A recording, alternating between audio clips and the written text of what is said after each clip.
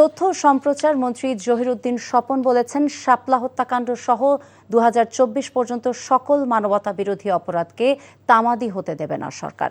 সুষ্ঠু তদন্তের মাধ্যমে বিচার করা হবে অপরাধীদের। আর খেলাফত মজলিসের আমির মামুনুল হক জুলাই শহীদদের মতো যারা শাপলা হত্যাকাণ্ডের শিকার তাদের রাষ্ট্রীয় সম্মাননা দেওয়ার দাবি জানান। জাতীয় জাদুঘরে শাপলা স্মৃতি সংসদ আয়োজিত আলোচনায় এসব কথা বলেন তারা। রিপোর্টে আরও জানাচ্ছেন জাহিদ রহমান। 2013 সালের 5 মে শাপলা চত্বরে হেফাজতে ইসলামের সমাবেশে নারকীয় তাণ্ডব চালায় তৎকালীন আওয়ামী লীগ সরকার।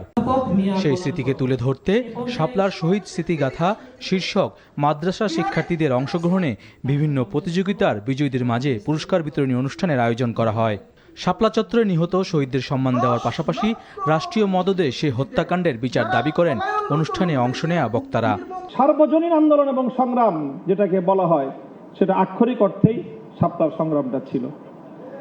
কাজে এই শাপলার শহীদদেরকে রাষ্ট্রীয়ভাবে একটা সম্মান আপনারা দেন। সংবিধান থেকে আল্লাহর উপর ঈমান এবং অবিচল আস্থা তুলে দেওয়া, ইসলামী চেতনা, মূল্যবোধ, জাতিসত্তার বিরুদ্ধে একের পর এক নাস্তিক, মুরতাদ, আগ্রাসী আধিপত্যবাদীদের দালালরা যেভাবে ইসলামের শক্তির উপরে হায়নার মতো ঝাঁপিয়ে পড়তে লাগলো, সামনে আরো কঠিন হতে যাচ্ছে। আমাদের সীমান্তে উগ্রবাদীরা আরো শক্তিশালীভাবে আবির্ভূত হয়েছে।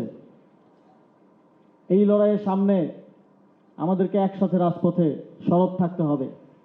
ফ্যাসিস্ট সরকারের আমলে গণতন্ত্রকামী মানুষ নানা নির্যাতনের শিকার হলেও যে ঐক্য ছিল তা ধরে রাখার আহ্বান জানান তথ্যমন্ত্রী।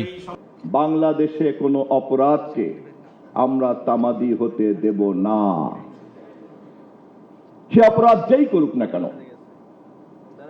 1971-এর মুক্তিযুদ্ধের গণহত্যা থেকে শুরু করে শাপলা চত্বরের এই হত্যাকাণ্ড পর্যন্ত যাহা হত্যাকাণ্ড, যাহা মানবতা বিরোধী, যাহা অন্যায়, যাহা ন্যায্যতার বিরুদ্ধে এবং যা সর্বশক্তিমানের আইনের বিরুদ্ধে, তেমন কোনো অপরাধকে আমাদের সরকার তামাদি হতে দেবে না। ফ্যাসিবাদ বিরোধী ঐক্য ধরে রাখা গেলে সব শহীদদের প্রতি যথাযথ সম্মান দেখানো সম্ভব বলেও জানান মন্ত্রী।